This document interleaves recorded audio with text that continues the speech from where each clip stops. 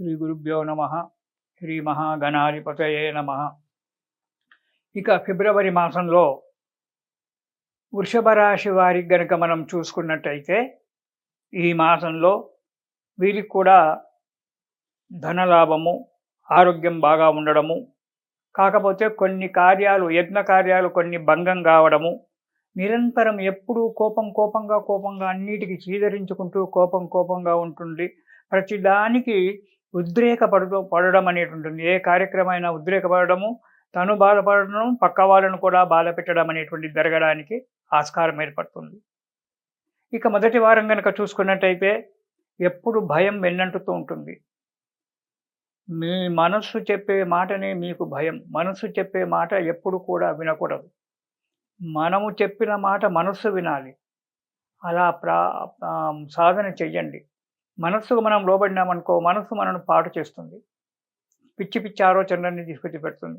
కాబట్టి మనస్సుకు మనం చెప్పినట్టుగా మనస్సు తినాలే అనేటువంటి ఒక భావన చేత సాధన చేస్తుండండి. దానివల్ల మీకు నిరంతరం ఎప్పుడు ఉద్రేకపడుతూ ఉండడం వల్ల దానివల్ల మనస్సులో ఎప్పుడు భయం వెన్నంటుతూ ఉంటుంది మొదటి వారంలో. దీనివల్ల చేసే పనులు సక్రమంగా కాకపోవడం వల్ల, అధికారుల వల్ల కావచ్చు, ఇతరుల వల్ల కావచ్చు, హాని జరగడానికి ఆస్కారం ఉంది.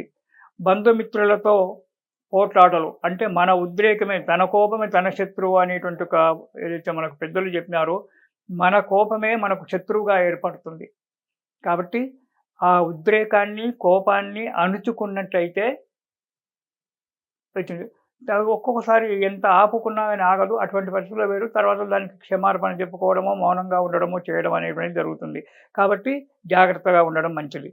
గౌరవహాని, కలహాలు, మనం చేసే ఉద్యోగంలో, వ్యాపారంలో కొన్ని చిక్కులు కూడా రాబోతూ ఉన్నాయి. ముందుగానే జాగ్రత్తగా ఉండి, మీరు ఏదైనా ఆఫీసులో పని చేస్తున్నట్టయితే, వ్యాపారం చేస్తూ ఉన్నట్టయితే తగు జాగ్రత్తగా ఉండడం మంచిది. చిక్కులు రాకుండా చూసుకుంటూ ఉండడం మంచిది.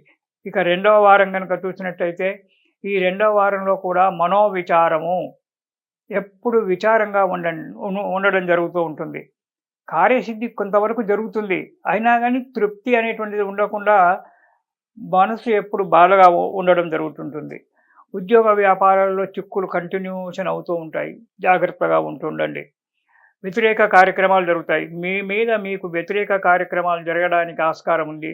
మీ సహోద్యోగో, పక్కింటి వాడో, ఎదురింటి వాడో, లేదా మీ స్నేహితులలో ఎవరో మీకు ఏదో రకంగా బాధ పెట్టాలని చెప్పేటువంటి ఒక ప్రయత్నం చేస్తూ ఉంటారు. కాబట్టి చాలా జాగ్రత్తగా ఉండండి.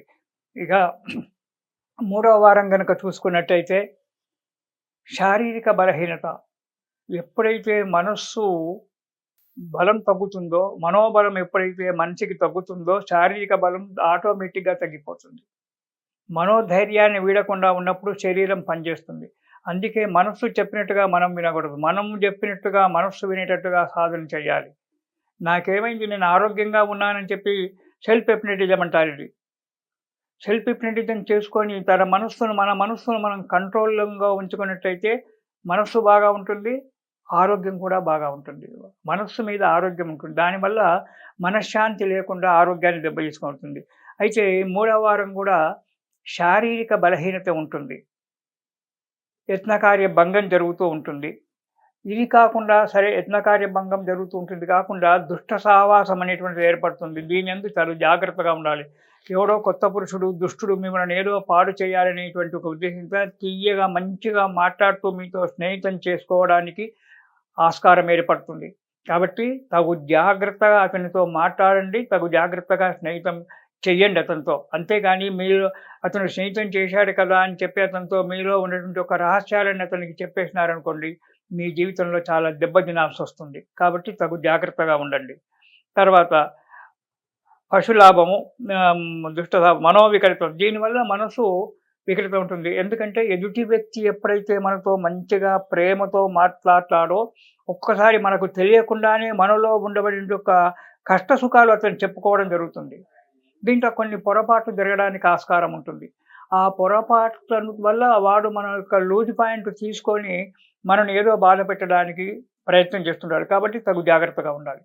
ఇక నాలుగవ వారం కనుక చూసినట్టయితే దీంట్లో ధనలాభము, పశులాభము వ్యవసాయం ఉన్నటువంటి యొక్క వ్యక్తులకు లాభంగా పశువులు కొనడమో, చేయడమో జరుగుతుంటుంది. ఇక వ్యాపారంలో ఉన్నవాటికి ఉన్నటువంటి ఒక వ్యక్తులకు కొద్దిగా లాభసాటిగా ఉండడము, వస్తు ప్రాప్తి, కొత్త వస్తువులు ఇంట్లోకి కొనడం అనేటువంటిది జరుగుతూ ఉంటుంది. బంధుమిత్రులతో ఏర్పడము, శుభకార్యాలకు వెళ్ళడము లేదా ఇంట్లో శుభకార్యాలు చేయడము అనేటువంటిది జరగడానికి ఆస్కారం ఉంటుంది. కాబట్టి ఈ పైన చెప్పినటువంటి ఒక ఫలితాలను మనసులో పెట్టుకొని బాధపడకుండా సుబ్రహ్మణ్యాష్టకం ప్రతిరోజు కూడా చదవండి. వృషభ రాశి వారు ఎప్పుడైతే ప్రతిరోజు సుబ్రహ్మణ్యాష్టకం చదువుకుంటూ మీకు దగ్గరలో ఉన్నటువంటి ఒక సుబ్రహ్మణ్య స్వామి దేవాలయం కానీ, సుబ్రహ్మణ్య స్వామి దగ్గరలో ఉన్నట్టయితే ఆ సుబ్రహ్మణ్య స్వామికి అర్చనలు, అభిషేకాలు చేయించుకోవడం వల్ల ఇలాంటి దోషాలన్నీ కూడా తగ్గి మీ మనస్సు ప్రశాంతంగా ఉండి మీరు చేసేటువంటి ఒక కార్యక్రమాలలో ఉన్నతి జరగడానికి ఆస్కారం ఉంది. శుభం.